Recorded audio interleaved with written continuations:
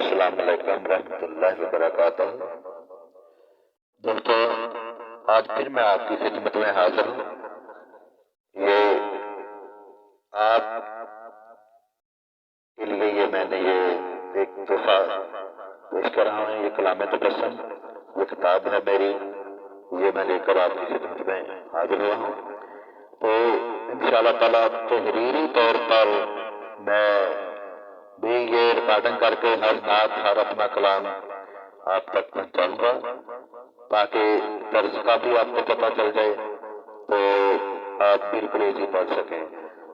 یہ مارکیٹ میں انشاءاللہ تعالیٰ یہ کتاب میری آ چکی ہے، بہترین نعتوں کا مجموعہ۔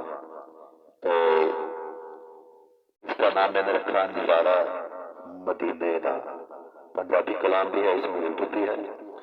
تو آپ بھی میرے چینل کو بھی لائک کیجیے اور میری نعتوں کو پڑھیں، سنیں۔ تو یہ کتاب کا ٹائٹل ہے میرا، اس میں یہ فون نمبر بھی میرا لکھا ہوا ہے، واٹس ایپ نمبر بھی لکھا ہوا ہے۔ تو چند یہ دوست احباب ہیں میرے، تو انہوں نے بھی میرے ساتھ تعاون کیا۔ تو انشاءاللہ تعالیٰ دوسرا ایڈیشن بھی بڑی جلد اردو نعتوں کا مجموعہ پیش کروں گا میں۔ تو یہ ٹائٹل ہے میرا، یہ نظارہ مدینے کا۔ تو یہ ٹائٹلی نعت بھی ہے اس میں۔ تو یہ دیکھیں آپ، یہ مصنف آل نبی اور اولاد علی کا غلام نعت بشور صاحب صوفی علی تبسم قادری نشاہی۔ اور اس میں ماشاءاللہ میں نے اپنے پیر مرشد ناریہ